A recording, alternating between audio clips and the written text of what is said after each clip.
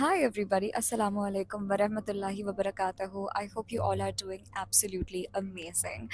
Welcome to a new video. I know it has been a really long time since I last posted a video. My apologies, and second of all, I think I was just kind of busy with life. In this video, I wanted to talk to you guys about how strong your intuition is.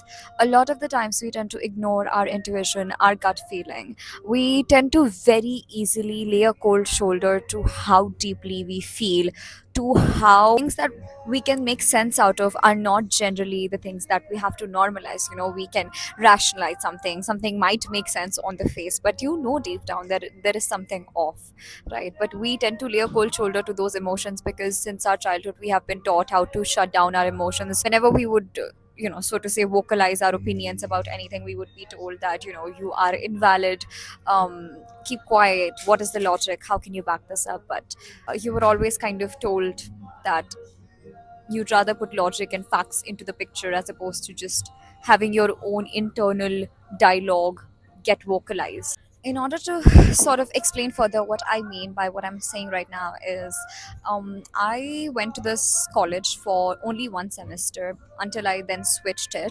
And for that one semester, I had classmates that I would spend time with and would, talk to. Many classmates I really did get along with, and some of the classmates I was not very on good terms with. There were some classmates that I really understood and I was in very good terms with, to a point that when I switched the college, I still miss them. And then there were some that I never really had a good feeling about. The thing is, every single time I have had, and this sounds so cliche, but I have had a gut feeling about somebody, I've had an off feeling about somebody in a group or something. They have generally turned out to be not just bitter for me, but for the group, but for the people that I used to say, mutual friends that I used to say that they're not good for us, or this person is acting off, this person is acting weird. The person that wouldn't believe me, the friend that wouldn't believe me about this mutual friend that I had an off feeling about, would still go ahead and pursue that friendship and later would regret it and then come and tell me that you were right. People that I used to know and speak to. And one of my classmates, so I used to know both of the classmates, and both of them were each other's friends. One of them, the girl that I also had an off feeling about because she was basically a bully to her friends. Even for me, I had exchanged a couple of words with her and I already had sensed that there was something off, like some bitterness in her. So let's name her Karen. Other friend of mine, who was her friend too, was a very empathetic, nice, kind girl, right? Still is.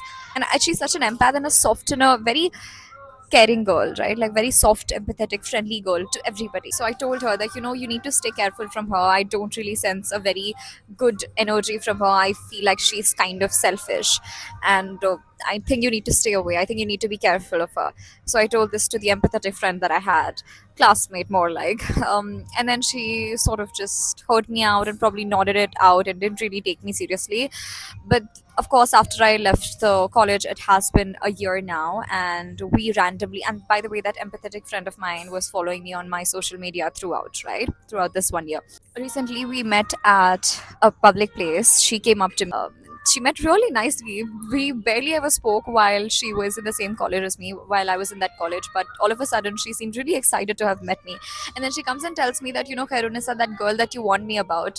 Yeah, I think you told me to stay away from her, turns out to be exactly what you described her. And I was like, yeah, I told you. The narcissism, I sensed it. And when I said the word narcissism, she was like, oh my God, yes.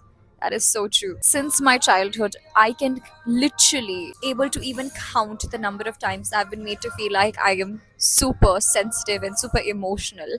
I have had some of my really close people walk away from me because I had acted on my emotional impulse, which I shouldn't have. True.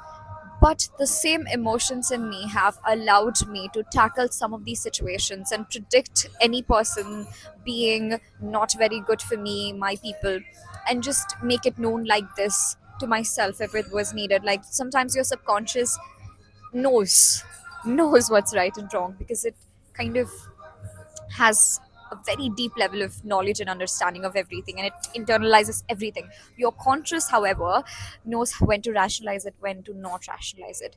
So there's generally a clash between the conscious and the subconscious. However, when it is needed, you have to listen to that inner dialogue and to that subconscious in order to protect yourself. Because a lot of the times what you're thinking, the off feeling that you have from someone, that off energy you sense from someone, that bitterness or jealousy you sense from someone is for real. It's not like you're making it up.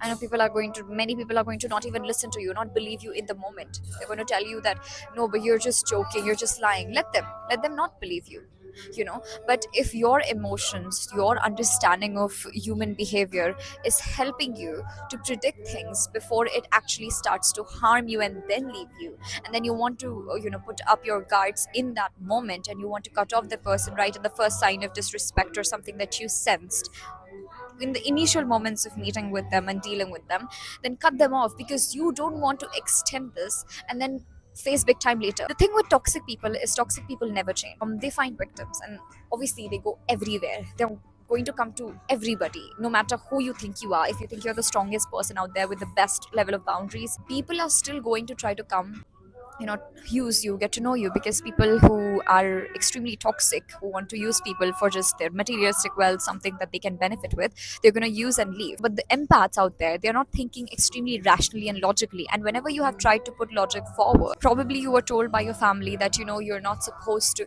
Again, probably you were shut down a lot of the times because we're so emotionally touched by our family.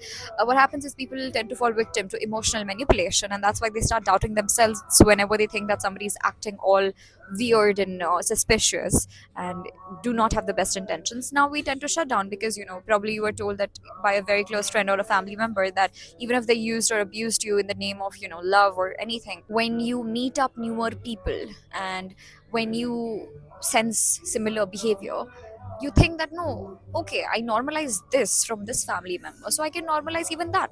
If I can put up with this, I can put up with that. So many people tell me that I know this person is tough, but I like a little bit of a challenge. I know that person is tough, but I can deal with it, I can fix them. And I feel like that's where a lot of people go wrong. People are in the headspace of, if this person seems really complicated, or like this whole project and this tough code to crack, I am going to crack it because I love it. But like, work that hard and put all of that energy into other things, like maybe your career, maybe studying hard, maybe achieving the things that you're supposed to achieve, instead of working like Bob the Builder. Fix an individual who's also had two parents, who's also had an upbringing, who also had an education probably, and then they decided to be the way they are. Another example, what a lot of empaths tend to do is when they were shown toxic love in the form of love, they tend to sort of project that into and recreate that with their partners. So the partners that they choose are also really complicated and probably abusive. The signs that they show are similar to the signs of their loved ones that showed them a certain type of love, which was toxic when they were younger. Similar thing happened with somebody that I know of. This one lady was extremely empathetic, took abuse from her parents in the name of love, and wasn't taught how to put herself first. She chose a partner who was extremely psychotic and obsessive, to a point that now she's not able to walk or talk properly because of how emotionally he messed her up. We found evidences of him sending her letters where he wrote down extremely obsessive things and followed it up with an I love you. And that's why I would say to the people out there is that if you sense toxicity from someone and then they back it up with like humor, somebody hurts you, pinches you, hurts you, and then they back it up with like, but I love you. But no, I love you, that's why I'm doing this to you. Get out of my face is what you have to tell them. Just cut them off. Because this is something the wizard list said, and this is so true. I'm going to reiterate it. It is like till death do us apart, and some people do not make it out alive. This woman who took abuse from her parents tried to be a good wife for 25 years in order to prove herself to this man, and this man's one of the biggest tactics was to accuse her of something and her family of something, and then to emotionally manipulate her in the name of religion to make her believe that the abuse that he was throwing her way was fine. So it was almost like God will punish you because you're not replying to me on time. Imagine how messed up that is for somebody that is bounded by religious beliefs, especially in the name of culture. Because what is, God will punish you because I'm so in love with you and because you haven't replied to me in time. And then it doesn't go down from here. If you permit this from a toxic person, an unhealed person, it will just keep skyrocketing. People who are dealing with a toxic person and thinking that one day this person will change for me, that person will not change. They'll keep getting worse. They'll harvest all the energy off of you. They will use you, leave you drained. They will benefit from you as much as possible. And they won't even think about you twice. They won't even look back at you twice. Because toxic, selfish, narcissistic people, you need to understand it's about them. It's about their ego. It's about their world. It's not about you. They don't care about you. Humans with there are people with no heart, and the biggest targets for such people are women with a soft empathetic heart. Imagine having a woman in your life who prays for you, who wants to take care of you, who wants to cook for you, who wants to clean for you, who will be your emotional support, who will be your spiritual support, who prays to God because God is sensitive about women. Read Surah Nisa. Who prays to God for you. She's a blessing in your life. Nobody in their right state of mind wouldn't want that, right? So that's why, as a girl, limit your energy. I know you're emotional, but turn those emotions into your strength. Your emotional intelligence can be used to create probably campaigns and companies that will do wonders in the world. Your voice, your emotions can be used to make a difference instead of trying to fix an ungrateful person, instead of trying to pour your energy into an ungrateful person.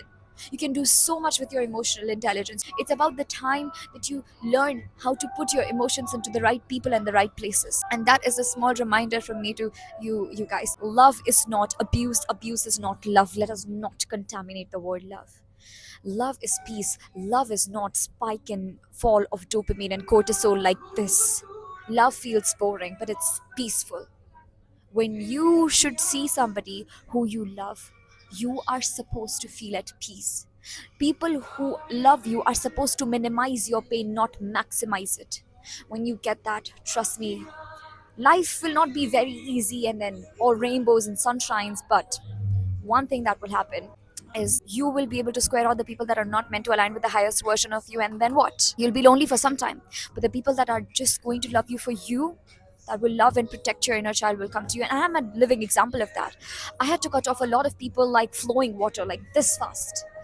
But alhamdulillah, the people that I have right now, I call these people sometimes, alhamdulillah, these friends or family, and I can sit with them or just talk to them, and I feel so warm, alhamdulillah, like so loved. Imagine having like tens of friends and you cannot even call anybody. What's the point when you're in a difficulty?